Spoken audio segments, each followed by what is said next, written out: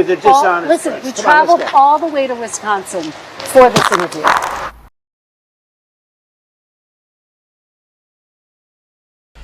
Hello দর্শক, আপনারা দেখলেন প্রেসিডেন্ট ট্রাম্পের ভিডিও। গতকালকে যে অনুষ্ঠানে মিট দ্য প্রেস অনুষ্ঠান থেকে তিনি উঠে গিয়েছিলেন এবং বিষয়টি সারা পৃথিবীতেই হেডলাইন হিসাবে আজকে আলোচিত হচ্ছে। যাই হোক, আজকে যে বিষয়গুলো আলোচনা করব তা প্রথমে জানাচ্ছি। আজকের বিষয়ের মধ্যে আছে বিশ্বকাপের উত্তেজনা, যুক্তরাষ্ট্রের ভিসা কড়াকড়ি ও বিশ্ব আনন্দে উদ্বেগ, হতাশা, এই বিষয়টি নিয়ে আলোচনা করব।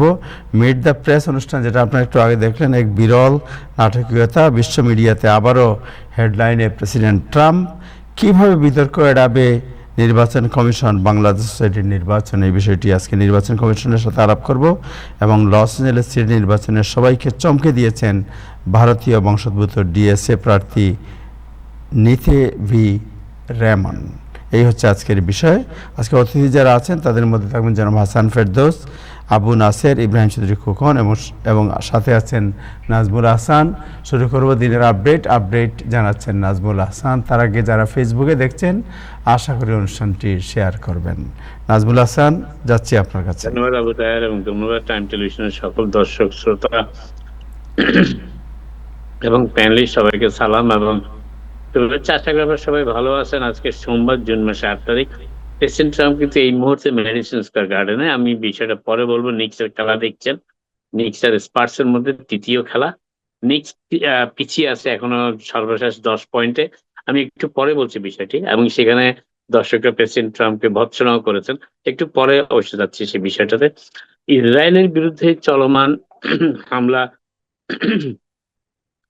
আপাতত স্থগিত করার ঘোষণা দিয়েছে ইরান আজকে। এবং তবে ইরান এই কড়া হুঁশিয়ারি দিয়েও বলেছে যে দক্ষিণ লেবানন সহ অন্যান্য অঞ্চলের ইসরায়েলি হামলা অব্যাহত থাকলে ইরান আবারও পাল্টা আঘাত হানবে। এর আগে দক্ষিণ লেবাননে চলমান হামলার জবাবে ইসরায়েলের ক্ষেপণাস্ত্র হামলা চালায় ইরান। পরবর্তীতে ইরানেও পাল্টা হামলা চালায় ইসরায়েল। এবং এরই প্রেক্ষাপটে প্রেসিডেন্ট ট্রাম্প ইসরায়েল এবং ইরান উভয় পক্ষকে হামলা বন্ধের আহ্বান জানান। যদিও প্রেসিডেন্ট ট্রাম্পের কথা উপেক্ষা করে এই ইসরায়েল পাল্টা হামলা চালিয়েছিল, কিন্তু পরবর্তীতে তারা সেটি বন্ধ করেছে এবং বিপক্ষে এখন সম্মত হয়েছে আপাতত কেউ কারো দেশের উপর হামলা চালাবে না। আপাতত শব্দটা আমি ব্যবহার করছি আবারও। এদিকে আজ প্রেসিডেন্ট ট্রাম্প নিজের সামাজিক যোগাযোগ মাধ্যম ট্রুথ সোশ্যালে প্রদত্ত এক পোস্টে বলেছেন যে ইসরায়েল এবং ইরান উভয় পক্ষই চূড়ান্ত আলোচনার মাধ্যমে অবিলম্বে একটি যুদ্ধবিরতি কার্যকর করতে চাইছে। যদি অজ্ঞতা বা বোকামি এই পথে বাধা হয়ে না দাঁড়ায়, তবে শান্তির প্রক্রিয়া যথাযথভাবেই এগুচ্ছে। এটি হচ্ছে প্রেসিডেন্ট ট্রাম্প এই মন্তব্যটি করেছেন আজকে। প্রেসিডেন্ট ট্রাম্প আজ আনুষ্ঠানিকভাবে তার প্রাক্তন ব্যক্তিগত আইনজীবী টড ব্ল্যান্সকে যুক্তরাষ্ট্রের অ্যাটর্নি জেনারেল হিসাবে মনোনীত করেছেন। প্রেসিডেন্ট ট্রাম্পের ব্যক্তিগত আইনজীবীদের একজন হিসেবে পরিচিত টড ব্ল্যান্স ট্রাম্প বন্ডির স্থলাভিষিক্ত হবেন। বন্ডিকে গত এপ্রিল মাসে বরখাস্ত করা হয়েছিল। এই আনুষ্ঠানিক মনোনয়নের ফলে এখন সিনেটে টড ব্ল্যান্সের নিয়োগের অনুমোদন বা নিশ্চিতকরণ প্রক্রিয়া শুরু হতে যাচ্ছে। নিয়োগ চূড়ান্ত করার জন্য ব্লান্সের কেবল সাধারণ সংখ্যাগরিষ্ঠ ভোটের প্রয়োজন হবে। তবে জেফ্রি এপস্টাইন সংক্রান্ত ফাইলগুলো সামলানো এবং ট্রাম্পের মিত্রদের সুবিধা দেওয়ার লক্ষ্যে $1.8 বিলিয়ন বিতর্কিত অ্যান্টি উইপেনাইজেশন বিল, যেটা অস্ত্রায়ন বিরোধী তহবিল গঠনের প্রচেষ্টায় তার ভূমিকা ভোটাভুটির বিষয়টাকে জটিল করে তুলতে পারে। যুক্তরাষ্ট্রের সাবেক ভাইস প্রেসিডেন্ট প্রেসিডেন্ট বাইডেনের সময়কালে কমলা হ্যারিস জানিয়েছেন যে তিনি 2028 সালের প্রেসিডেন্ট নির্বাচনে প্রতিনিধিত্ব করার বিষয়টি বিবেচনা করছেন। তবে জাতীয় পর্যায়ে পরিচিত মুখ হওয়া এবং প্রশাসনের দ্বিতীয় সর্বোচ্চ পদে দায়িত্ব পালনের অভিজ্ঞতা থাকা সত্ত্বেও তার আগের অনেক সমর্থকই এই বিষয়ে তেমন একটা আগ্রহ এখন দেখাচ্ছে না। এবিসি নিউজ কমলা হ্যারিসের পুনরায় নির্বাচনে দাঁড়ানোর বিষয়ে 15 জনেরও বেশি সাবেক দাতা, ডোনার, তহবিল সংগ্রহকারী যারা ফান্ড রেজ করতেন এবং যারা প্রচারের সাথে যুক্ত ছিলেন, বাইডেন প্রশাসনের কর্মকর্তা এবং বর্তমান উপদেষ্টার সঙ্গে কথা বলেছে। তাদের মধ্যে কেউ কেউ খোলামেলা আলোচনার স্বার্থে নাম প্রকাশ না করার অনুরোধ জানিয়ে বলেছেন যে এতটা সমর্থন এখনো কমলা হ্যারিসের জন্য নেই। প্রেসিডেন্ট ট্রাম্প এর ইমিগ্রেশন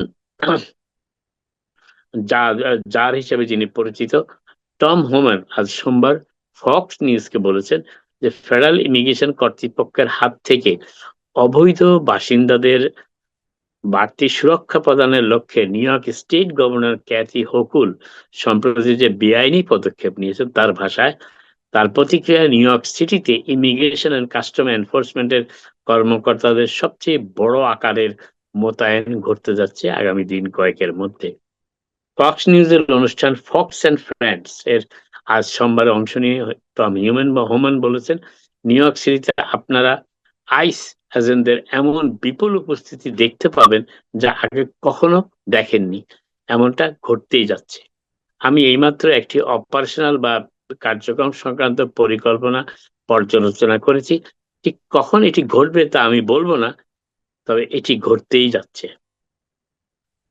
H-1B সংক্রান্ত ভিসা নিয়ে আজ সোমবার বোস্টনের ইউএস ডিস্ট্রিক্ট জজ লিও সোরকিন, যিনি একজন ফেডারেল বিচারকও, রায় দিয়েছেন এই মর্মে যে উচ্চ দক্ষতা সম্পন্ন বিদেশি কর্মীদের যুক্তরাষ্ট্রে চাকরির সুবাদে আসার জন্য নতুন H-1B ভিসার ক্ষেত্রে প্রেসিডেন্ট ট্রাম্প যে $1 লাখ ফি আরোপ করেছিলেন তা বেআইনি এবং তা বাতিল করতে হবে। ডেমোক্রেটিক দলের 20টি অঙ্গরাজ্যে, যার মধ্যে নিউ ইয়র্ক স্টেটও রয়েছে, স্টেটের অ্যাটর্নি জেনারেল দায়ের করা একটি মামলার পরিপ্রেক্ষিতে আজকে রায় দিয়ে বিচারক বলেছেন যে এই মামলার সময়, মামলা দায়ের করাকালীন এই 20টি স্টেটের অ্যাটর্নি জেনারেল বলেছেন যে ট্রাম্পের ঘোষিত সেই ফির বিরুদ্ধে আইনি চ্যালেঞ্জ জানিয়েছিলেন, যা H-1B ভিসার পাওয়ার খরচ নাটকীয়ভাবে বাড়িয়ে দিয়েছে।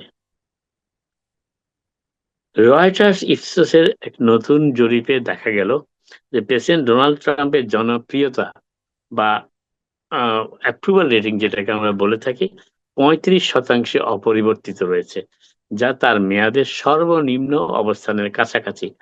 চলমান ইরাক যুদ্ধের জেরে খাদ্য ও জ্বালানির মূল্য বৃদ্ধি প্রেসিডেন্টের প্রতি জন অসন্তোষের প্রধান কারণ। কারণ আপনারা জানেন যে ইরানের সাথে যুদ্ধ শুরু হওয়ার পর থেকেই তেলের দাম বৃদ্ধি পেয়েছে $1 প্রতি গ্যালনে $1 বেশি, এবং যার ফলে এই এই খাদ্য জ্বালানির মূল্য বৃদ্ধি প্রেসিডেন্টের প্রতি এই জন অসন্তোষের প্রধান কারণ জরিপে সেটা দেখা যাচ্ছে।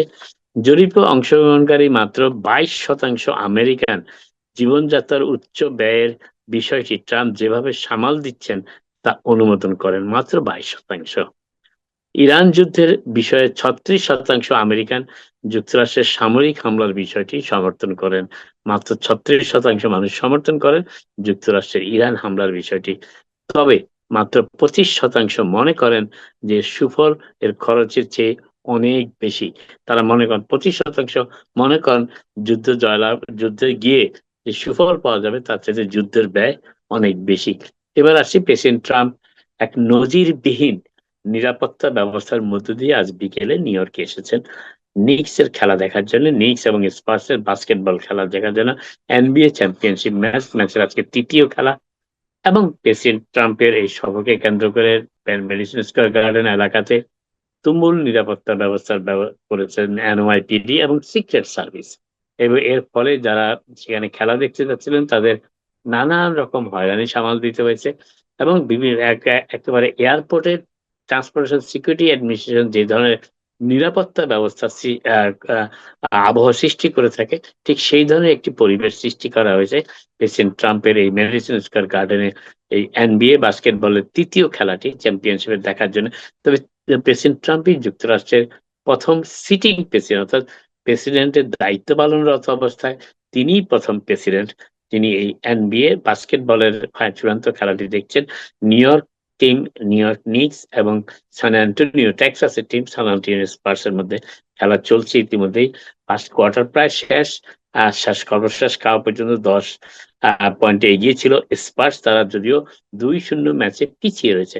তবে আজকের খেলার সবচেয়ে আরেকটি উল্লেখযোগ্য দিক হচ্ছে অত্যন্ত চড়া মূল্যে টিকিট বিক্রি হয়েছে। কিছু কিছু টিকিট $33,000 পর্যন্ত জানা গেছে, এবং গড়পড়তায় অনেক টিকিটের মূল্য দেখা গেছে $5,000, যেটি নিউ ইয়র্কে গড়পড়তায় একটি অ্যাপার্টমেন্টের ১ মাসের ভাড়ার চাইতে বেশি। এবং আজকে প্রেসিডেন্ট ট্রাম্প সেখানে উপস্থিত ছিলেন, উচ্চপদস্থ আরো অনেক কর্মকর্তা উপস্থিত রয়েছেন, যার মধ্যে নিউ ইয়র্ক সিটির মেয়র জোহরান মামদানিও রয়েছেন। তবে মামদানি এবং ট্রাম্প কিন্তু একই অবস্থানে নেই। ট্রাম্প সুইটে বসে খেলা দেখছেন, মামদানি মাঠের স্টেডিয়ামে কোর্টের ভিতরে, গার্ডেনের ভিতরে দাঁড়িয়ে খেলা দেখছেন, এবং যেই খেলাটি দেখার জন্য তিনি $১,০০০ দিয়ে টিকিটও ক্রয় করেছেন। এবং নজিরবিহীন নিরাপত্তার কথা আমি বলেছি একটু আগেই, যে সাধারণত প্রেসিডেন্টের ভ্রমণ ইতিমধ্যেই সবসময় নজিরবিহীন নিরাপত্তা থাকে, তবে আজকের নিরাপত্তাটা সমগ্র মেডিসন স্কয়ার গার্ডেন জুড়ে নেওয়া হয়েছে, এবং সেখানে গাড়ি চলাচল, জনগণের চলাচল সীমিত করে দেওয়া হয়েছে। এমনকি সাধারণত গত ২টি ম্যাচে সেই মেডিসন স্কয়ার গার্ডেনের বাইরে যে ওয়াচ পার্টি ছিল সেটিও সরিয়ে ব্রায়ান্ট পার্ক এলাকায় নিয়ে যাওয়া হয়েছে।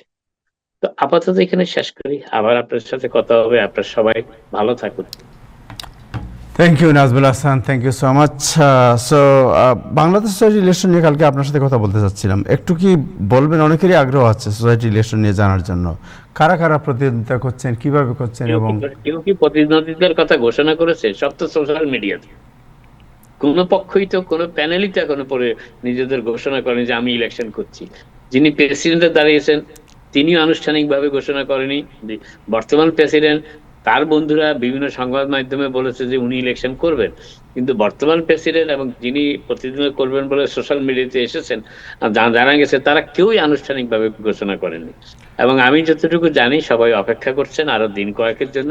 ভোটার গ্রহণ চলছে, ভোট ও সদস্যপদ গ্রহণ চলছে, এবং আগামী 30শে জুন পর্যন্ত এটি চলবে।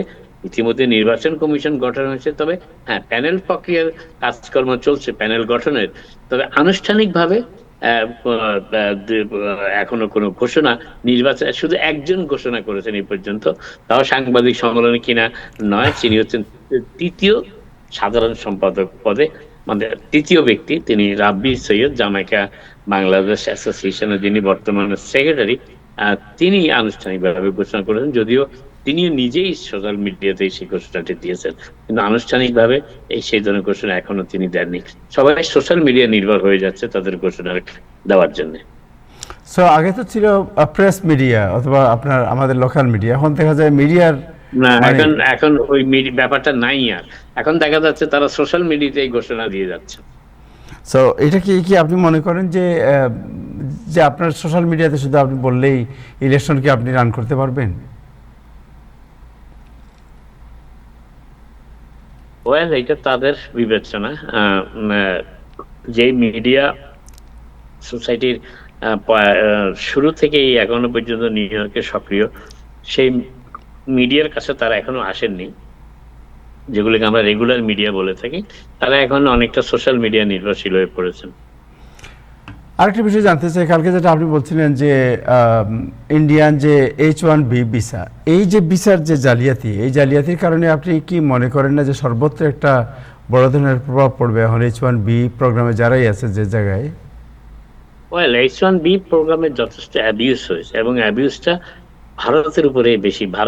ভারত থেকে যারা H1B ভিসা পেয়েছে সেদিকেই দিচ্ছে, এবং সেখানে ভারতের বিভিন্ন ধরনের ছোটখাটো জালিয়াতির ইন্ডাস্ট্রি গড়ে উঠেছে H1B ভিসাকে কেন্দ্র করে। সেই ইউনিভার্সিটি তৈরি করে সেখানে জালিয়াত, ভুয়া ডিগ্রি দেওয়া হতো, সেই ডিগ্রি $400 থেকে $1,400 বিক্রি হতো। সেই ডিগ্রি দিয়ে H1B ভিসা নিয়ে যুক্তরাষ্ট্রে চলে আসতো। যুক্তরাষ্ট্রে আসার পরও তাদের বিভিন্ন ধরনের জালিয়াতি, এবং এই বিষয়টা মোটামুটি USCIS এর বেশ তীক্ষ্ণ নজরে আছে, এবং H1B ভিসার বিরুদ্ধে এক ধরনের অসন্তোষ সৃষ্টি হয়েছে যে আসলে H1B ভিসাটা কি ভিসা? ভিসাটা হচ্ছে দক্ষ জনগোষ্ঠীকে, যাদেরকে যুক্তরাষ্ট্রে পাওয়া যায় না, অর্থাৎ যে দক্ষতা সম্পন্ন লেবার ফোর্স যুক্তরাষ্ট্রে পাওয়া যায় না, সেজন্য বিদেশ থেকে আনা হবে। কিন্তু H1B ভিসায় যে ধরনের জালিয়াতি হয়েছে, বিশেষ করে ভারত থেকে আসা H1B ভিসার ক্ষেত্রে, আমার মনে হয় ট্রাম্প প্রশাসন এই ভিসাটির ব্যাপারে নতুন ভাবে চিন্তা ভাবনা তো আগেই শুরু করেছে, ফি বাড়িয়ে দেওয়া হয়েছে, কিন্তু এখন অন্যভাবেও এই ভিসাটাকে কিভাবে সংকুচিত করা যায়, কিভাবে আরো কমপ্লায়েন্সের মধ্যে আনা যায়, কিভাবে আরো নিয়ম মেনে করা যায়, সেই উদ্যোগও তারা গ্রহণ করেছে। Thank you Nazmul Hasan. নাজমুল হাসান, আরেকটা বিষয় জানতে চাই জ্যাকসন হাইট নিয়ে। জ্যাকসন হাইটে যারা ফুড ভেন্ডার বা বিভিন্ন রাস্তার মধ্যে যারা ভেন্ডর ছিলেন, আমি আজকে গতকালকে দুদিন একটু আমি বাইরে দেশে ছিলাম, এসে দেখলাম যে কোনো ভেন্ডর নেই। কি হোয়াট হ্যাপেন্ড?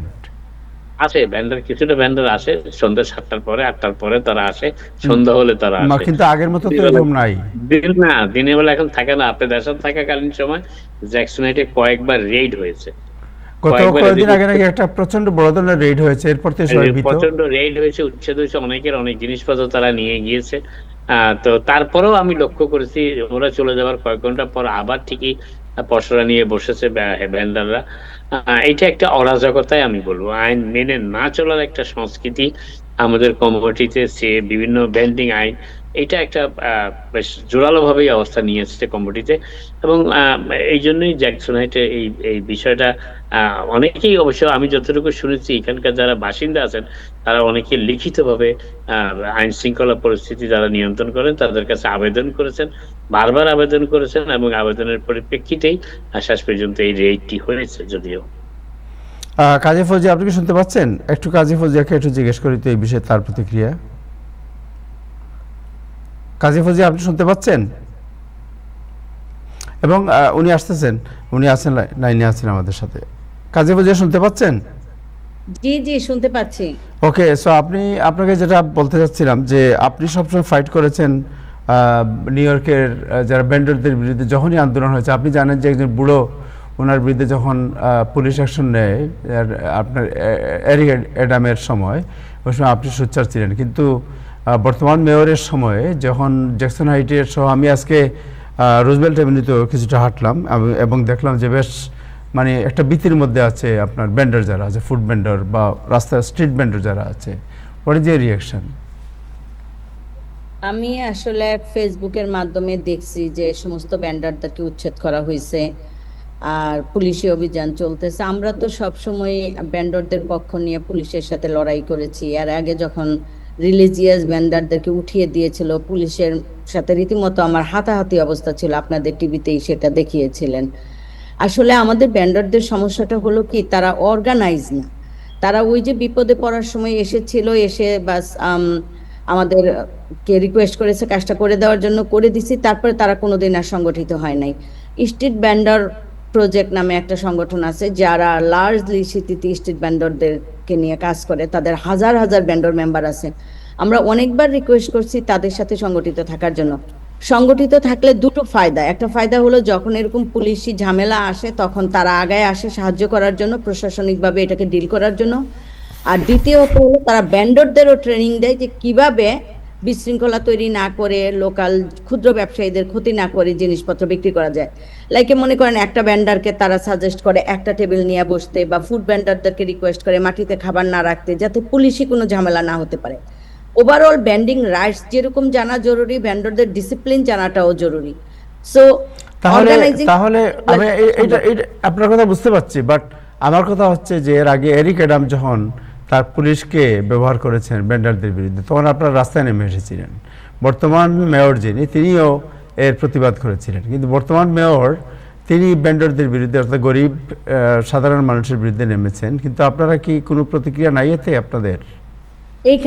এইখানে যদি আপনি বর্তমান মেয়রকে টেনে আনেন, আমি বলবো যে যখন লোকাল ভেন্ডরদের উপর পুলিশি হামলা হয় সেটা তো মেয়রের তরফ থেকে ডিসিশন আসে না। অবশ্যই মেয়রের আন্ডারে পুলিশ বাহিনী কাজ করে। হ্যাঁ, আমি জানি। আগে মেয়র এরিক অ্যাডামকে অ্যাটাক করেছেন।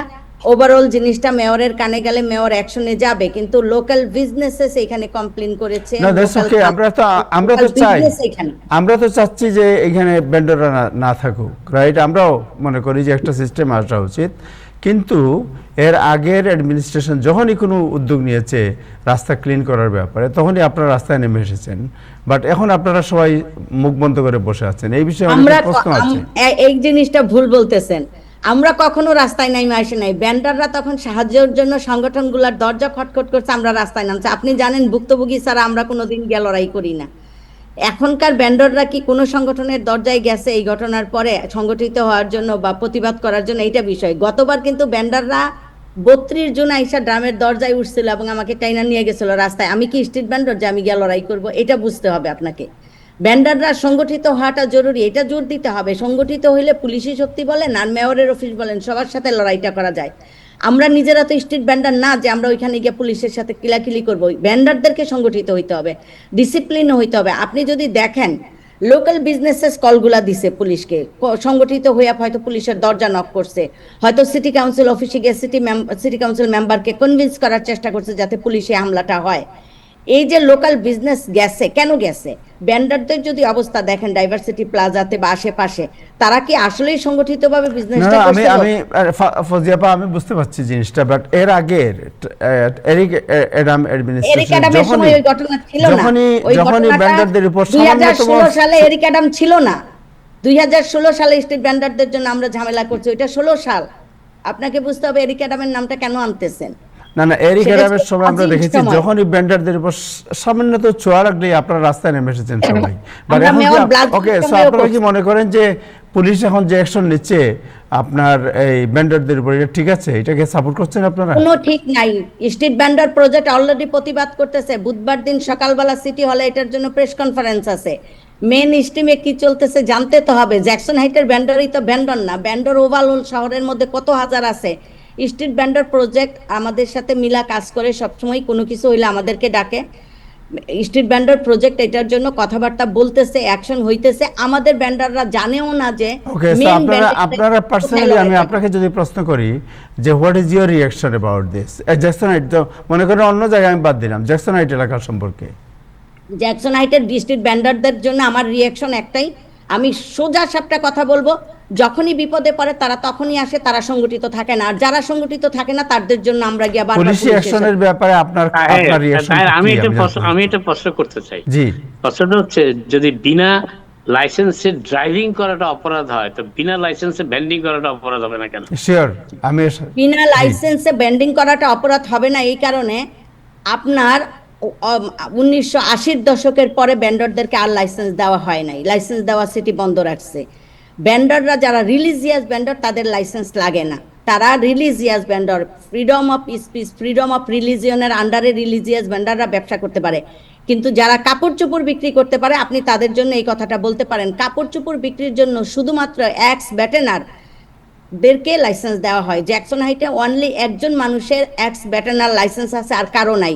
যত ভেন্ডর দেখতেছেন তারা লাইসেন্স নিতে পারে না, কারণ সিটি তাদেরকে লাইসেন্স দেয় না। একজন ক্ষুদ্র উদ্যোক্তা যিনি কিনা একদম পেটের দায়ে ব্যান্ডিং করতেছে, সেই মানুষটা যখন দোকান নিতে পারে না, একটা কর্মচারী অ্যাফোর্ড করতে পারে না, বিল অ্যাফোর্ড করতে পারে না, সে টেবিল নিয়ে রাস্তায় বসে।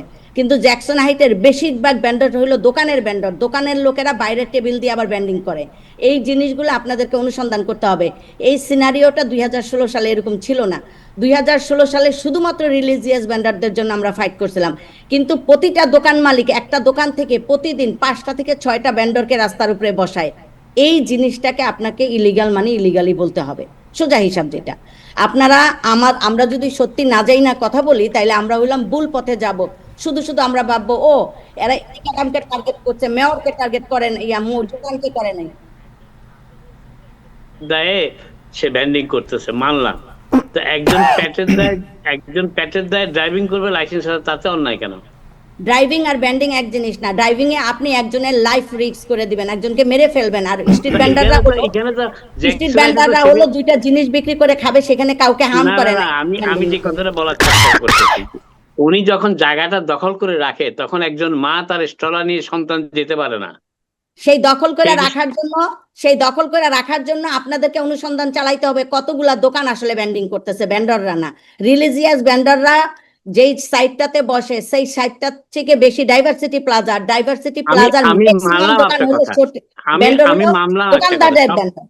সবকিছুতে তো একটা সীমা আছে। সীমা অতিক্রম করলে কি সেখানে আইন প্রয়োগকারী সংস্থা আসবে না? আমি সীমার কথাই বলতেছি, যখন কিনা আবু তাহের ভাই মেয়রের উপর চলে গেছে, আর ব্লাজিওর সময় আমি মেয়রের উপর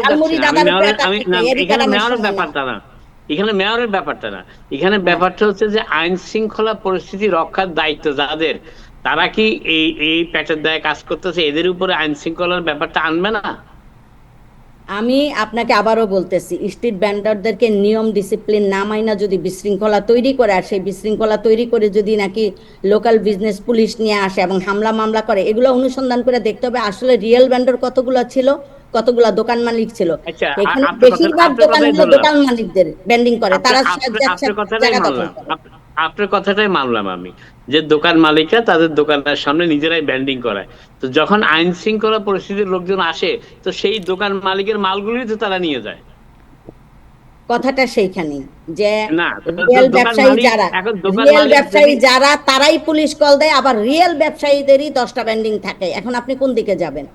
আচ্ছা, আমি বললাম রিয়েল ব্যবসায়ীদের 10টা ব্যান্ডিং থাকলে, যখন আইন প্রয়োগকারী সংস্থা যখন এখানে আসে, পুলিশ যখন এখানে আসে, তখন ওগুলি যখন তুলে নিয়ে যায়, তখন তো যিনি রিয়েল মালিক দোকানের, তিনি যদি ভ্যান্ডিং মেশিন ব্যান্ডিং বসায় থাকে, তিনিও তো ক্ষতিগ্রস্ত হচ্ছেন। তো তিনি নিজের ক্ষতি কেন নিজে করবেন?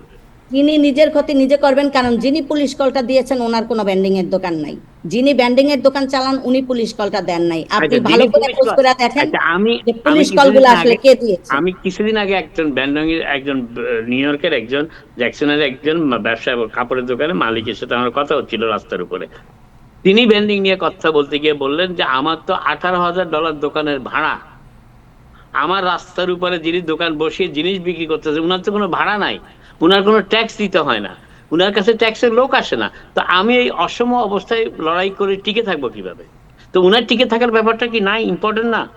অবশ্যই ইম্পর্টেন্ট। আমি তো সবসময় বলি রিলিজিয়াস ব্যান্ডার ছাড়া জ্যাকসন হাইটের সমস্ত আদার ব্যান্ডর যারা রাস্তা দখল করে আছে তাদের জন্য আমরা লড়াইটা করি না। শুধুমাত্র রিলিজিয়াস ব্যান্ডর যারা কিনা আমাদের কোরআন বিক্রি করে, তো এই রিলিজিয়াস ব্যান্ডারটা কি? রিলিজিয়াস ব্যান্ডারটা কি? রিলিজিয়াস ভেন্ডর হলো যারা রিলিজিয়াস বুকস, তসবি, জায়নামাজ ওই জিনিসগুলা বিক্রি করে। আপনি টিডি ব্যাংকের ওই পাশ দিয়ে যেসব ভেন্ডারদেরকে দেখবেন, আমি তো শাড়ি হিজাব এগুলা নিয়ে দাঁড়াইয়া করবো, এগুলো আমার রিলিজিয়াস ব্যান্ডার তো না, না, এটা যখন হবে না? আপনার রেগুলার গুডস থাকবে সেটা এখন রিলিজিয়াস আমি ফৌজি আপার কথা বলে আমি পাঞ্জাবি বিক্রি করবো, পাঞ্জাবি তো রিলিজিয়াস জিনিস।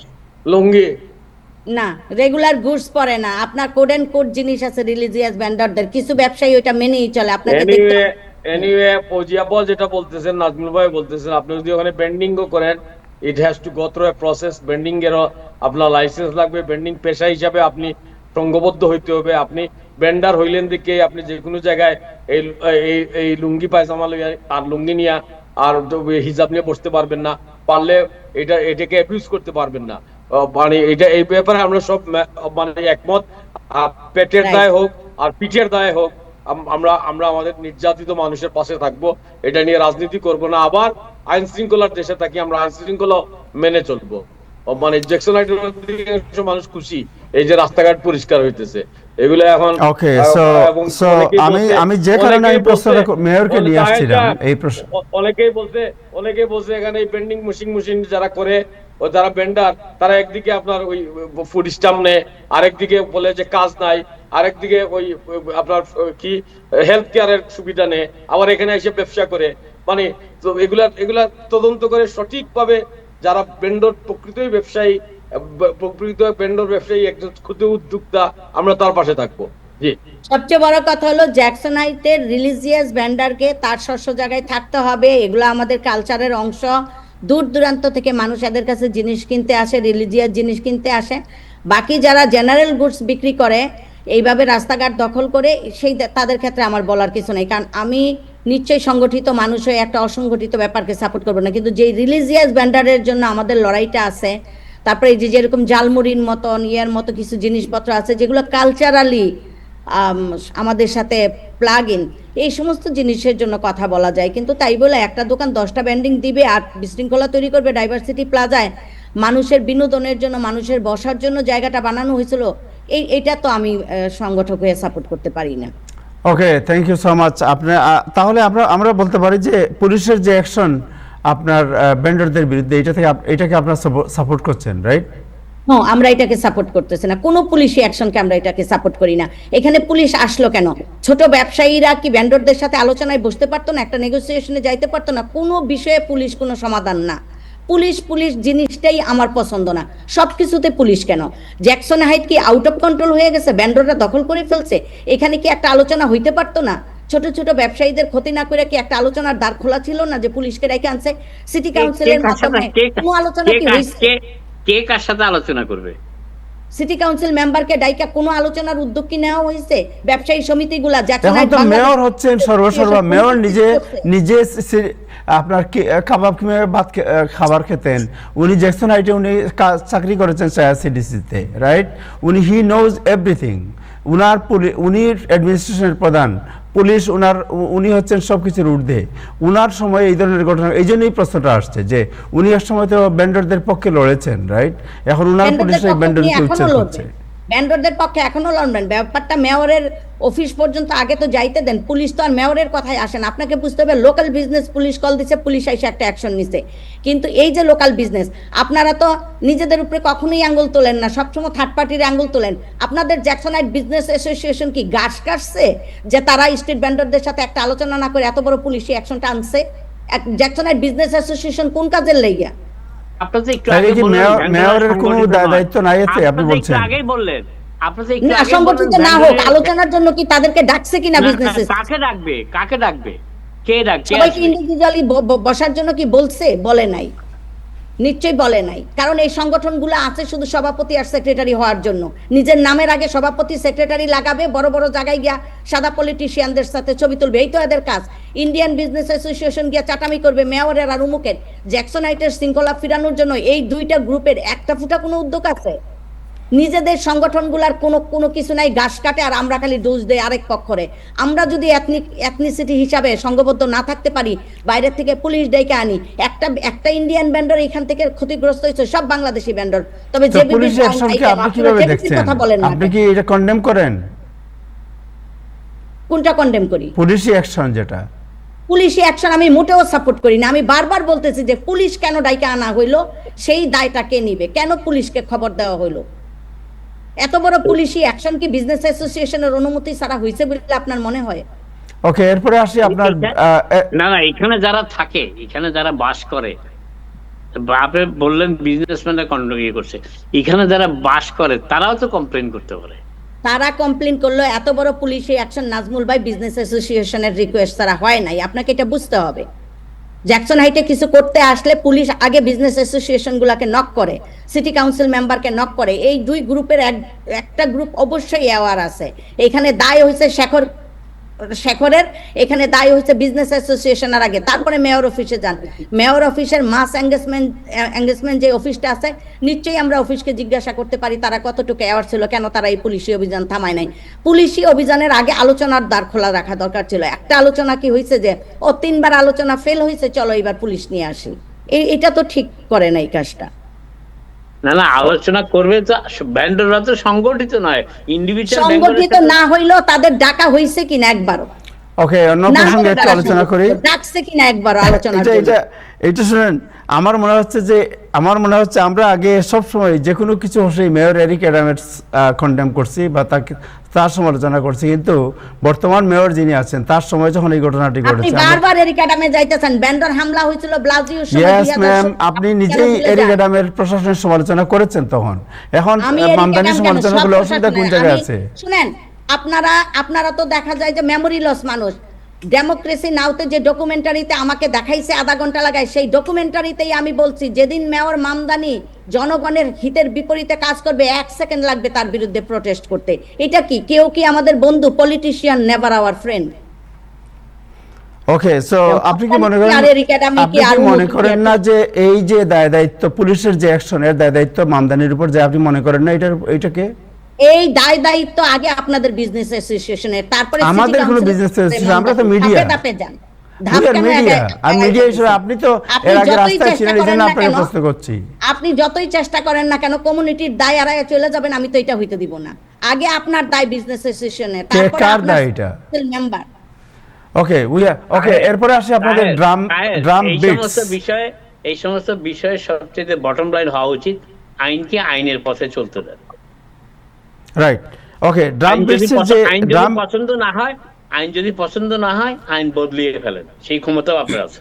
কিন্তু যতক্ষণ আইনটা এক্সিস্টিং, সেই আইনটা মেনে চলা। নাজমুল, এটা এখানে শেষ করি, আর এই বিষয়ে লম্বা করতে পারবো সময় নাই।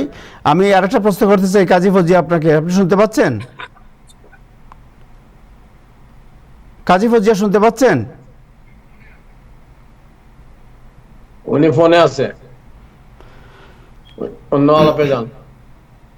কাজী ফজিয়া, আপনাকে আরেকটা প্রশ্ন করতে চাই যে ড্রাম বিটসের যে এন্ডোর্সমেন্ট যেটা আপনারা রাইট করেন, সেই এন্ডোর্সমেন্টে আপনারা সাউথ এশিয়ানদেরকে এম্পাওয়ারমেন্টের কথা বলেন, কিন্তু আপনারা এন্ডোর্স করেছেন দুজন সাউথ এশিয়ানের বিরুদ্ধে। একজন হচ্ছে কারিনা রাইস ব্রঙ্কসে, তার বিরুদ্ধে বাংলাদেশে জাকির চৌধুরী ছিলেন এবং তিনি একজন সিপিএ এবং পুরো কমিউনিটি তাকে সাপোর্ট করছে। তার বিরুদ্ধে গিয়ে আপনারা কারিনা রাইসকে এন্ডোর্স করেছেন। এই বিষয়ে আপনার সর্বত্র সমালোচনা হচ্ছে। Wait let me finish. And then সানিমুল্লাহর বিরুদ্ধে আরেকজনকে আপনারা এন্ডোর্স করেন। এটা কিভাবে আপনারা সাউথ এশিয়ানদেরকে এন্ডোর্স করছেন? তাহের ভাই শুনেন, আমার বাসায় গেস্ট আসছে আমেরিকা থেকে, আমাকে কল চিরেই কাটতে হবে। একটা কথা ক্লিয়ার করে বলে দেই, ড্রাম বিটস অথবা ড্রাম কখনোই সাউথ এশিয়ান মানুষের এম্পাওয়ারমেন্টের জন্য কাজ করে না। ড্রাম বিটস আর DRUM South Asian working class immigrant কমিউনিটির জন্য কাজ ওকে, আই করে। আন্ডারস্ট্যান্ড, বাট সাউথ এশিয়ান তো একটা জিনিস নিয়ে আপনারা তো কমিউনিটিতে লড়াই করছেন, কথা রাইট? শুনেন, আমরা সোশ্যাল ডেমোক্রেসি পলিসিতে বিশ্বাস করি। আমাদের প্রিন্সিপাল হলো পুলিশ অ্যাকাউন্টেবিলিটি। তো কারিনা রাইস কি সোশ্যাল ডেমোক্রেট? কথা শেষ করতে দেন। আমাদের কারিনা রাইস কি সোশ্যাল ডেমোক্রেট? আমি আমার কথাই শেষ করি না নাই। কারিনা রাইস কি সোশ্যাল ডেমোক্রেট? ভাই, আপনি যদি আমার কথা না শেষ করতে দেন তাহলে আমি তো কথা বলবো না। আমার তো প্রশ্নটা এই জায়গায়, just straight Kareena question. Rice social Democrat কিনা জানি না। আমরা বলছি আমাদের একটা প্রিন্সিপাল হলো সোশ্যাল ডেমোক্রেসি, আরেকটা প্রিন্সিপাল হলো যুদ্ধবন্ধ, আমাদের আরেকটা প্রিন্সিপাল পুলিশ অ্যাকাউন্টেবিলিটি, আমাদের আরেকটা প্রিন্সিপাল বিলিয়নিয়ার অ্যাকাউন্টেবিলিটি। আপনাদের ক্যান্ডিডেটরা যদি নাকি ইন্টারভিউতে আইসা বেশি বেশি পুলিশ নিয়ে আসবে সমাজে, আপনাদের ক্যান্ডিডেটদের যদি নাকি 2 আনার যোগ্যতা না থাকে একটা ডিস্ট্রিক্ট চালানোর, আপনাদের ক্যান্ডিডেটরা যদি আইসা বলে আপনাদের যে ক্যান্ডিডেট মানে কি বলতে চাচ্ছেন? আমরা ক্ষমতায় কি, আমি ক্যান্ডিডেট অ্যাডাল্ট কে? কেয়ার বিজনেস করি তো আমি সিনিয়র অ্যাডাল্ট কেয়ার বেশি বেশি নিয়ে আসবো।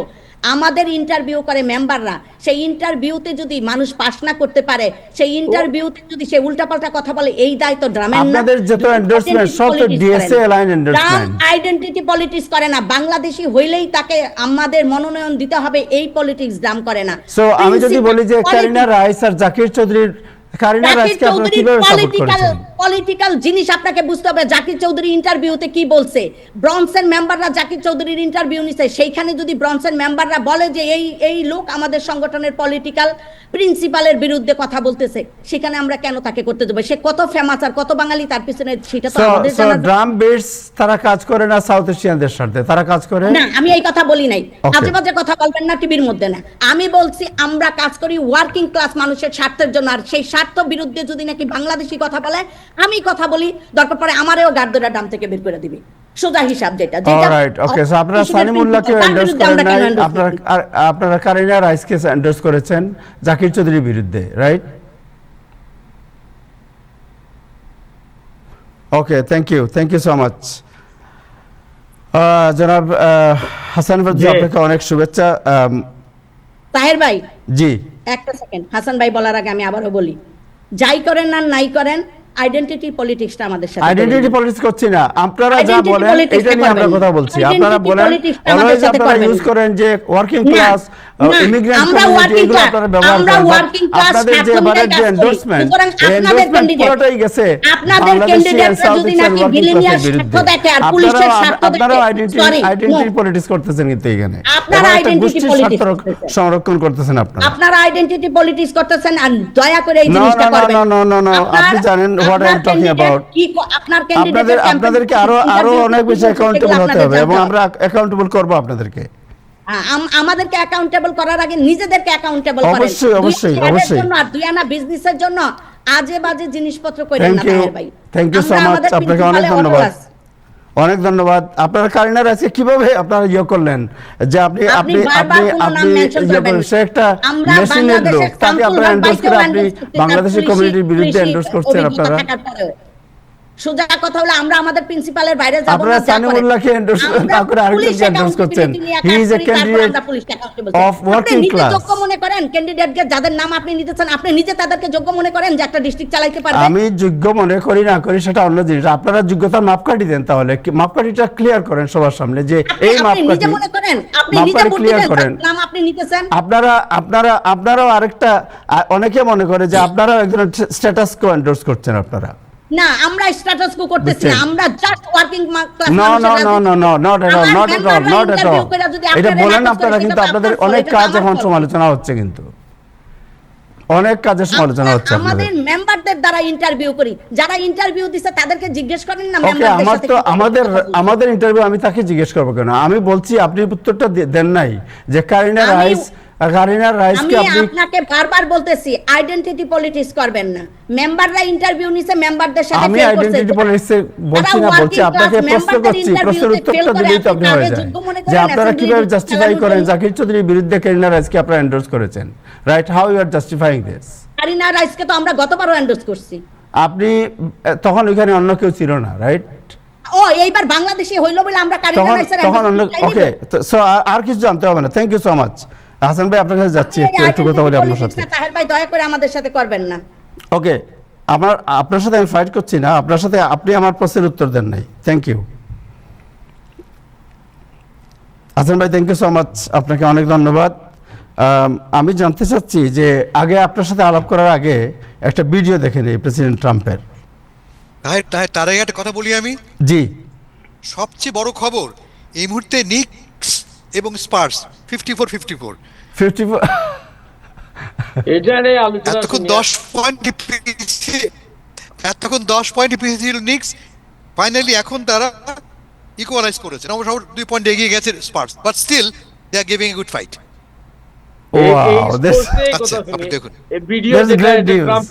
ট্রাম্পের কি নাকি ভিডিও, এটা তো ট্রাম্প কালকে সাহেব দেখলাম কাকে সাপোর্ট একবার। করছেন হাসান না ভাই? না, এটা শুনি, স্পোর্টস এর আলাপটা শুনি। এই ট্রাম্পের ভিডিও দেখা যায়, কালকেও দেখলেন একবার, আজকে আরেকবার দেখবেন। আমরা এই উত্তেজনাকর খেলার সংবাদ শুনি। এইটা আচ্ছা শুনেন, ভাই। ট্রাম্পের ভিডিওটা হচ্ছে ওয়ার্ল্ড নিউজ। আমি নাসির ভাই আপনার কাছে আসছি একটু পরে। ওয়ার্ল্ড কালকেও তো সারা দেখলেন। বিশ্বের আজকের এই যত ওয়ার্ল্ড খবর নিউজ আছে কতবার দেখবেন? সব এই খবরের ওয়ার্ল্ড নিউজ কতবার শীর্ষ দেখবেন? খবর হচ্ছে ট্রাম্পের কালকে যে উঠে যাওয়া। আমরা ভিডিওটা একটু দেখি, আপনি দেখেন কি বলছেন উনি, এন্ড দেন আমরা কথা বলবো। But দেখি you've ভিডিওটা never একটু দেখি presented আমরা। evidence that it was rigged. Let's keep talking about. I want to talk about Todd You have Blanche. more evidence. There's more evidence than ever presented. Let's talk Your about- elections You in this went to country, court. we're like a third world country. But, sir- Your elections are crooked, and you're crooked, and But, Meet the Press is crooked, Mr. and so President- is ABC, and CBS, and CNN. But, Mr. President- You're one-sided crooked network. So let's call it quits, because I've had enough. Thank you, darling. Have a good Mr. time. President, let's please. I traveled all the way to Wisconsin. I've sat I in the traveled rain with all. you. I know. I I've sat in the traveled rain all the with way you to for an hour, Wisconsin. on and off in the rain, and I've given you enough time. You ought to straighten out your press, because you know what? Mr. A President, country can never be We great traveled with a dishonest Listen, press. we Come on, traveled let's go. all the way to Wisconsin for this interview. ও microphone ভেঙে ফেলছেন পাড়া দিয়ে, কিন্তু meet the প্রেসের মাইক্রোফোনকে পাড়া দিয়ে উনি ভেঙে ফেলছেন, কিন্তু যে আওয়াজ শুনছেন তো হাসান ভাই। ওকে হাসান ভাই, Wow, what a can you great just move. হ্যাঁ What a great move. What a great move. It's like a presidential move. All right, মানে all right. এটা হাসান ভাই, একটু শুনি ইতিহাসে আপনার এই ধরনের বক্তব্য। ঘটনা খুবই বিরল ঘটে, এবং আচ্ছা। একজন প্রেসিডেন্ট ডোনাল্ড ট্রাম্পের মতো আপনি একজন আগেও করেছেন, স্মার্ট এই ঘটনা প্রেসিডেন্ট প্রথম করলেন না, এই ঘটনা আপনি আগেও করেছেন। আচ্ছা, লক্ষ্য করে দেখেন, আগেও করেছেন। ক্রিস্টিয়ান So, a ওয়াকার হচ্ছে president about like 5 him feet 4 can একটা do that. একটা 5 feet 4 লম্বা একটা মেয়ে, ওজন বোধ করি 130 পাউন্ড, বয়স 49। প্রেসিডেন্ট ট্রাম্প 80 বছর বয়স, অলমোস্ট 300 পাউন্ডের ওজনের একটা বিশাল মানুষ। তিনি বিশ্বের সবচেয়ে পাওয়ারফুল লোক। প্রশ্নের ভয় পেয়ে পালিয়ে গেলেন। জাস্ট ইমাজিন করেন, আপনি আর তো কিছু করেনি, ও তো আপনি মারে নাই, ধাক্কা দেয় নাই, আপনাকে প্রশ্ন করেছে। কি প্রশ্ন করেছে? আপনি বলছেন নির্বাচনে কারচুপি হয়েছে, প্রমাণ দিয়েছেন আপনি। আপনি তো কোর্টে গেছেন, সবগুলি কোর্টে আপনি হেরেছেন। প্রশ্ন শুনে ট্রাম্প সাহেব ভয় পালিয়ে গেলেন। যে প্রেসিডেন্ট প্রশ্ন শুনে ভয় পালিয়ে যায়, সে যুদ্ধ করবে কি করে ইরানের সাথে? সেই লোক কি করে আমাকে ডিফেন্ড করবে? হাসান ভাই ভয় করে তো পালিয়ে যায় না। লেট মি ফিনিশ, আপনি পরে আসবেন। জি। সিম্পলি আর তো কিছু করেনি মেয়েটি। বলছে যে আপনি যে বলছেন বারবার, প্রমাণ দেন আপনি আমাকে, কোন এভিডেন্স আছে? উনি বলছেন আমি জানি, আমার সঙ্গে কথা বলে যাও। কথা বললে তো হবে না, প্রেজেন্ট এভিডেন্স। আপনি তো কোর্টে গেছেন একাধিকবার, সবগুলি কোর্ট আপনাকে প্রত্যাখ্যান করেছে। আপনি দাবি এখন তুললেন কেন? আপনি কি বলেন? আমি যদি জিতি তাহলে ঠিক আছে নির্বাচন, আমি হারলে নির্বাচন ভুল। এটা কে বলে? এই কথা কোন লোক বলে? এবং তারপরে সে লোককে আমি সমর্থন করব? ব্যাপারটা কি হচ্ছে বোঝা যাক। কেন ডোনাল্ড ট্রাম্প সাহেব এখন এই মুহূর্তে ক্যালিফোর্নিয়া নিয়ে কথা বলছেন, বা 2020 সালের নির্বাচন নিয়ে কথা বলছেন? মাথা রাখবেন, 6 মাস পরে মধ্যবর্তী নির্বাচন, এবং সেই মধ্যবর্তী নির্বাচনে অলমোস্ট গ্যারান্টিড যে রিপাবলিকান পার্টি হাউস হারাবে, কোয়াইট লাইকলি সিনেটও হারাবে। আগামীকাল মেইনে প্রাইমারি আছে, সেই প্রাইমারি রেজাল্টটা অ্যাকচুয়ালি ইনফ্লুয়েন্স করবে আউটকামটা সিনেটের, সে কথা পরে আসছি আমি। ঠিক এই মুহূর্তে ট্রাম্প সাহেবকে বলতে হচ্ছে এই কথা যে নির্বাচন ব্যবস্থা ত্রুটিপূর্ণ। নির্বাচন হওয়ার আগে আমাদের মনের মধ্যে তিনি সন্দেহের বীজ বপন করে দিচ্ছেন, যাতে করে নভেম্বরের নির্বাচনে পরাস্ত হলে তিনি বলতে পারেন আমি হারিনি, আমাকে হারানো হয়েছে, এরা সবাই ক্রুকেড। তিনি বলছেন কার বিরুদ্ধে? আমরা দুদিন পরে 250 বছর পালন করবো আমেরিকার। আমেরিকা বিশ্বে 1 নম্বর দেশ, আমেরিকা বিশ্ব নির্বাচন ব্যবস্থা সবচেয়ে ভালো, একাধিক লেয়ার আছে এখানে নির্বাচন ব্যবস্থা সুরক্ষা করবার জন্য। সেখানে আমার প্রেসিডেন্ট বারবার আমার দেশের নির্বাচনী ব্যবস্থাকে প্রশ্নবিদ্ধ করছেন। এটা কে করে? আমার দেশকেই তিনি, আমার দেশের পুরো ব্যবস্থাকেই তিনি প্রশ্নবিদ্ধ করছেন। এটা কে করে? যে নিজের দেশকে ভালোবাসে না, যে নিজের ব্যর্থতাকে ঢাকবার জন্য বাহানা খোঁজে। আপনি জাস্ট কল্পনা করে দেখুন, আমরা আমাদের 250 বছর উদযাপন করব, ঠিক সেই মুহূর্তে আমার প্রেসিডেন্ট কি বলছেন? আমার নির্বাচন ব্যবস্থায় ভুল। উনি যেভাবে নির্বাচিত হয়েছেন, আগে যেভাবে নির্বাচিত হয়েছে, সবগুলি ভুল, কারণ ত্রুটিপূর্ণ। কি অদ্ভুত একটা ব্যাপার। এবং আজকে থেকে নয়, কনসিস্টেন্ট তিনি একই কথা বলে যাচ্ছেন। আমরা এর আগে দেখেছি 3 বছর আগে বিল বার ছিলেন দ্য অ্যাটর্নি জেনারেল, তিনি সাক্ষ্য দিচ্ছেন। তিনি বলছেন আমি অনেকবার কথা বলেছি প্রেসিডেন্ট সাহেবের সাথে, আমি অনেকবার বলেছি এই প্রসঙ্গে, এবং তিনি এক্স্যাক্টলি বলেছেন ইটস অল বুলশিট। লিটারালি এটা হচ্ছে গিয়ে বিল বারের বক্তব্য, আমার নয়, অন্য কারো নয়। বিল বার বলছেন, ট্রাম্প সাহেব দাবি করছেন ইটস অল বুলশিট। তাহলে কি দাঁড়ালো? তাহলে একটা সম্পূর্ণ মিথ্যাকে প্রমাণ করবার জন্য উঠে পড়ে তিনি লেগেছেন, শুধু একথা প্রমাণ করবার জন্য যে আগামী মধ্যবর্তী নির্বাচন অথবা 2020 সালের নির্বাচন তিনি জিতেছেন। This is disgusting, this is really disgusting. আমার দেশ মার্কিন যুক্তরাষ্ট্র আমি মনে করি গণতন্ত্রের সবচাইতে সফল একটা দেশ, সেই দেশের নির্বাচন ব্যবস্থা সবচাইতে সুরক্ষিত। কোনো প্রমাণ পাওয়া যায়নি, কোনো প্রমাণ পাওয়া, যেমন ক্যালিফোর্নিয়া নির্বাচন নিয়ে অভিযোগ আছে, কারণ নির্বাচনের ফলাফল আমরা এখনো পাইনি। নির্বাচনের যে ব্যবস্থা ক্যালিফোর্নিয়া, তাতে মেল ইন ব্যালট পেতে সময় লাগে, ফলে এখনো নির্বাচনের ফলাফল পাওয়া যায়। প্রশ্ন করতেই পারি আমরা, নির্বাচন হবার 7 দিন পরে কোনো ফল আসলো না, অফকোর্স আমরা ডিমান্ড করব, কিন্তু নির্বাচনী ব্যবস্থার ত্রুটি এটা। কারচুপি নয়, কারচুপি অন্য জিনিস। কারচুপি কোনটা? যখন ট্রাম্প সাহেব ফোন করে বলেন আমাকে 800 ভোট খুঁজে দাও, ফাইন ফর মি 800 ভোটস, এইটা হচ্ছে কারচুপি। আর যখন নির্বাচন বিলম্বিত হয়, সেটা কারচুপি নয়, নির্বাচন প্রক্রিয়ার ত্রুটি। লেটস ফিক্স দ্য ত্রুটি, এটা একটা ব্যাপার। আর একটা কথা বলে শেষ করছি আমি, খুব ইন্টারেস্টিং ডেভেলপমেন্ট হচ্ছে ক্যালিফোর্নিয়াতে। একটু আমরা তর্ক করলাম ডিএসএ নিয়ে। ক্যালিফোর্নিয়া হচ্ছে একটা ব্লু স্টেট, ব্লুয়েস্ট স্টেট একটা। ইনফ্যাক্ট এই স্টেটের মাত্র 13% লোক রিপাবলিকান, অনলি 13% হচ্ছে রিপাবলিক, বাকি সবাই ডেমোক্র্যাট। তার মূল কারণ অধিকাংশ একটা সিগনিফিকেন্ট অংশ হচ্ছে গিয়ে হিসপ্যানিক ইমিগ্রেন্ট, মেক্সিকো থেকে, বন্য থেকে আসা। It's a bluest state, 13% Republican. সেখানে প্রেসিডেন্ট ট্রাম্প সাহেব ধরে আছেন যে সেখানে গভর্নর পদে এবং ক্যালিফোর্নিয়ার মেয়র পদে একজন রিপাবলিকান নির্বাচিত হবেন। কারণটা কি? প্রথম নির্বাচনী যখন অঙ্ক করা, যখন গোনা শুরু হয়, প্রথম পর্যায়ে রিপাবলিকান ক্যান্ডিডেট এগিয়েছিলেন। যখন ডেমোক্রেটিক ভোট আসা শুরু হয়েছে, অটোমেটিক তিনি 3 নম্বরে চলে গেছেন, এবং তাতে আমাদের প্রেসিডেন্ট সাহেব ক্ষিপ্ত হয়েছেন। ঠিক মনে আছে 2020 সালে কি ঘটেছিল? একইভাবে তিনি মধ্যবর্তী নির্বাচনের গত নির্বাচনের সময় মাঝরাতে যে তিনি প্রেস কনফারেন্স করছেন, কি বলছেন? বন্ধ করে দাও, স্টপ কাউন্টিং, কারণ আমি জিতে আছি, এরপরে কাউন্ট করলে আমি হেরে যাব। এটা একটি গণতন্ত্র বলে? এর নাম গণতন্ত্র না। এই জিনিসটা ডেমোক্রেটিক রিপাবলিকান সমর্থকদের বুঝতে হবে, ভাষ্যকারদেরও বুঝতে হবে যে এটা আসলে গণতন্ত্র নয়। আরও বড় কথা, সবচেয়ে ভয়ের কথা, যে আমাদের প্রেসিডেন্ট মিথ্যাকে সত্য বানাবার আপ্রাণ চেষ্টা করছেন, এবং কেউ তার সমর্থকেরা সেটাকে মেনে নিচ্ছেন। প্লিজ এটা মেনে নেবেন না। Thank you. ও আচ্ছা, এটা বলা হয়নি, তা হচ্ছে যে ক্যালিফোর্নিয়ার লস অ্যাঞ্জেলেসের মেয়রাল নির্বাচনে একজন ভারতীয় আমেরিকান জিতে যেতেও পারেন। তিনি এখন 2 নম্বরে আছেন। ক্যারন বাস, ডেমোক্রেটিক ক্যান্ডিডেট, তিনি 1 নম্বরে, মাত্র 4% ভোটের ব্যবধানে সেখানে এগিয়ে আছেন। নাম মেটার নিথিয়া রামান। নিথিয়া রামান কেরালা থেকে আসা, কেরালা জন্মগ্রহণকারী, টিএস এর মেম্বার, সোশ্যালিস্ট পার্টি অফ আমেরিকার জি, জি, মেম্বার। জি। তিনি 2 নম্বরে আছেন। কিন্তু অনেকেই বলছেন যখন মুখোমুখি লড়াই হবে, যখন ক্যারন বাস এবং রামানের লড়াই হবে, কোয়াইট লাইকলি নিথিয়া রামান জিতে যেতেও পারবে। That Right. Will be very big news. Thank you. Thank you so much, thank you Hasan ভাই। ইমরান ভাই আপনার কাছে আসতে চাই, 2 মিনিট সময় দেন। আমি নাসির ভাইয়ের একটু সাথে একটু রাস্তায় কথা আছি, বলি। আমাকে চলে যেতে হবে। আমি তাইলে যাই।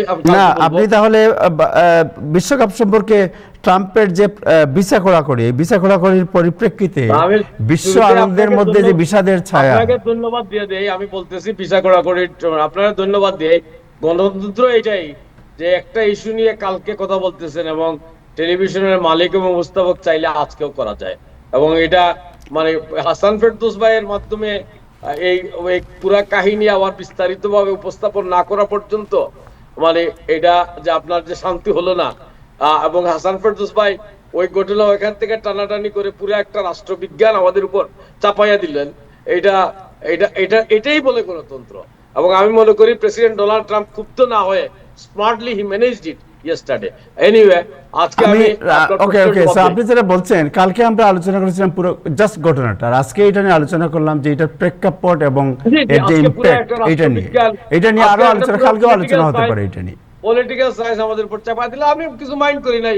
এটা আপনার টেলিভিশন সো কালকে আলোচনা হচ্ছে তাৎক্ষণিক ঘটনা নিয়ে, আর আজকে আলোচনা হচ্ছে এটার প্রেক্ষাপট, এটার তাৎপর্য, উনি কি মেসেজ দিতে যাচ্ছেন এই বিষয়টা নিয়ে পর্যালোচনা হয়েছে আজকে। জি জি, এটা নিয়ে অনন্তকাল আলোচনার সুযোগ আছে। এটা যদি আপনার আরাম লাগে এটা নিয়ে করবেন, এভাবে আমার কোনো সন্দেহ নাই। তো কিন্তু এখন আমার প্রশ্নের উত্তর যে আমি অ্যাকচুয়ালি চলে যাই, মানে ওয়ার্ল্ড কাপ নিয়ে আমরা জানি যে ইরান এবং আমেরিকার যুদ্ধ ওয়ার্ল্ড কাপকে মারাত্মকভাবে বিভিন্নভাবে এফেক্ট করেছে এবং যুক্তরাষ্ট্র অনেকেরই ভিসা দেন নাই। ইরানের মানে ফুটবল ফেডারেশনের তাদের জড়িত যারা ফুটবল ফেডারেশনের সরাসরি লোক না। এবং এটা নিয়ে ইরান ক্ষুব্ধ প্রতিক্রিয়া জানিয়েছে ফিফাকে, তারা কমপ্লেইন করেছেন। এবং তাদের একটা আলোচনা ছিল যে যুক্তরাষ্ট্রের ভিতরে যে ম্যাচগুলো তাদের জন্য মানে এরিজোনাতে তাদের একটা থাকার ব্যবস্থা হবে, সেটা না করে ইরানের খেলোয়াড়রা ইতিমধ্যেই মেক্সিকোতে তারা আস্তানা করেছেন, সেখান থেকে এসে তারা খেলাগুলো খেলবেন। এটা হচ্ছে এই বিশ্বকাপের একটা উল্লেখযোগ্য ঘটনা। যে মুহূর্তে ইরান এবং মানে যুক্তরাষ্ট্র যুদ্ধ চলতেছে, এই মুহূর্তে এই বিষয়টা ফিফাতে কিভাবে এফেক্ট করতেছে বা কিভাবে দেখতেছে। আর আমরা তো জানি মেক্সিকোতে প্রথম 11 জুন খেলা শুরু হবে। এটা মানে সাউথ আফ্রিকা এবং মেক্সিকোর মধ্যে খেলা হবে। 12 জুন আমাদের টিম, যুক্তরাষ্ট্রের টিম এলএতে খেলবে। এটা একটা উল্লেখযোগ্য খেলা, আমরা হয়তো দেখবো। আর 13 জুন আমরা মেটলাইফ স্টেডিয়ামে নিউ জার্সি, যেটা সেখানে ব্রাজিল এবং মরক্কো খেলবে। এটা গুরুত্বপূর্ণ খেলা। একই দিন হেইটি এবং স্কটল্যান্ড খেলবে বোস্টনে। তো এইসব নিয়ে ইতিমধ্যেই উত্তেজনা শুরু হয়েছে। মেটলাইফ মানে স্টেডিয়ামে প্র্যাকটিস শুরু হয়েছে এবং এই সমস্ত স্টেডিয়ামের বাইরেও আরো বেশ কিছু এলাকায় প্যান ফেস্টিভ্যাল হবে। সারা পৃথিবীতে মানুষজন এসে সেখানে যুক্ত হচ্ছেন। এবং আরেকটা গুরুত্বপূর্ণ ঘটনা ছিল, এর আগে মানে ফিফা জানিয়েছিল যে স্টেডিয়ামে কেউ পানির বোতল নিয়ে ঢুকতে পারবেন না। এখন এটা একটু পরিবর্তন হয়েছে, যেমন ওয়ান টাইম পানির বোতল নিয়ে ঢোকা যাবে। যেমন আপনার বাসা থেকে নিয়ে আসা পানির বোতল এটা ঢুকতে পারবেন না, কিন্তু সিল্ড যে পানির বোতলটা বাজারে পাওয়া যায়, এইটা নিয়ে কানাডা এবং মানে আমাদের আমেরিকার যে সমস্ত স্টেডিয়াম আছে সেখানে ঢোকার ব্যাপারে তারা একটা অনুমতি দিয়েছেন। সো এই আপডেট ছাড়া তাহের সাহেব, আপনি গণতন্ত্রের জয় হোক। আমরা আগামীকাল কথা বলবো। জি, থ্যাংক ইউ। জি হাসান ভাই।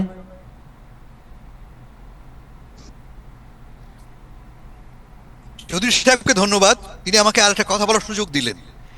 আরেকটু জ্ঞান দিই আমি। প্রেসিডেন্ট সাহেব যখনই বিপদে পড়েন, প্রথম না, এটা 3বার দেখেছি আমরা, এনপিআর এর সঙ্গে মিটিং হচ্ছে, এনপিআর এর সঙ্গে তার প্রেস ইন্টারভিউ হচ্ছে, কোভিড নিয়ে প্রশ্ন করেছে, তার প্রশ্ন হয়নি, উঠে চলে গেলেন।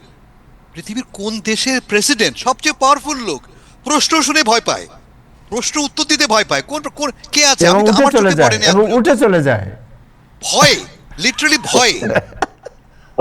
ভয় করছে, আমি একটু বললাম ভয় করছে। একটা বাচ্চা, একটা মেয়ে সিম্পলি প্রশ্ন করছে ভাই, প্রমাণ এটা কই কি তোমার ভয়- কাছে? এখন আপনি এটাকে প্রমাণ না ভয়ও দিয়ে করতে পারেন, আবার মাইক্রোফোনে এটা ধাক্কা দিয়ে উঠে চলে যাচ্ছেন। ভাই এটাকে লিডারশিপ বলে না, এটাকে বলে কাভারডাইস। এর মানে হচ্ছে কি Thank- ভীরুতা। Thank you so এই much. লোক যে নেতা প্রশ্ন উত্তর দিতে পারে না, তাকে নেতা বলতে আমার সন্দেহ হয়। Right, Thank you. right. এটা আসান ভাই আমি বলতেই পারেন। ওকে ওকে, আর বলতে হবে না ইব্রাহিম ভাই, অলরেডি আমরা বুঝে ফেলছি জিনিস। আমি একটু নাসির ভাইয়ের সাথে কথা বলতে হবে। এভাবে দেখি একজন প্রেসিডেন্ট যখন একটা প্রশ্ন শুনে ক্ষুব্ধ হন, আমরা দেখেছি বিশ্বের নেতারা এরকম হয়ে থাকে, তিনি ডোনাল্ড ট্রাম্প তার স্টাইলে বিশ্বের এটাকে কয়জন এইভাবে প্রেসিডেন্ট এগিয়ে ভাই গেলেন। এই মিডিয়াদেরকে অনবরত গালাগালি করেন? কয়জন? এই হাউ জন্যই মেনি? he is the- না না, he is the গালাগালি great ঠিক ফাইন, president- গালাগালি করতেই পারেন, he is কিন্তু the great ভয় পেয়ে president পালিয়ে of the যাবেন, great nation. ভয় Right. পেয়ে পালিয়ে যাবেন লাইভ ইন্টারভিউ থেকে। এটা এটা পালিয়ে যান হবে ভাই। উনি পালিয়ে গেলেন তো। আমরা মেয়েটি পালিয়ে- বলছে, ভাই যায়েন না যায়েন না, এই আমি কথা পালিয়ে বলতে আসছি। এই পালিয়ে যাওয়ার শব্দটা নিয়ে আমরা বিভ্রান্তিতে পড়ি। আমরা শুনি ডক্টর ইউনূস পালিয়ে গেছেন, মোস্তফা ফারুকী পালিয়ে গেছেন। এই একজন এক জায়গা থেকে আমার উঠে চোখের সামনে এক জায়গা দেখতে, থেকে আমার চোখের সামনে আরেক ঘটছে জায়গায় তা। গেলেই এটাকে পালিয়ে চৌধুরী সাহেব, যাওয়া আমার বলে চোখের না। সামনে ঘটছে হাসান এটা। ভাই। আমি Right. দেখছি মেয়েটা তাকে কাতর ভাবে অনুরোধ করছে, ভাই যায়েন না যায়েন না, আমি এত দূর থেকে আসছি ইন্টারভিউতে। বলে উনি no, ধাক্কা no, দিয়ে চলে darling, I যাচ্ছে। have to go. কেন? সিম্পলি একটা প্রশ্ন করেছি আপনাকে, আমি আর তো কিছু নয়, আপনাকে মারি নাই, ধাক্কা দেই নাই, just ask you a question. Thank you so much, thank you.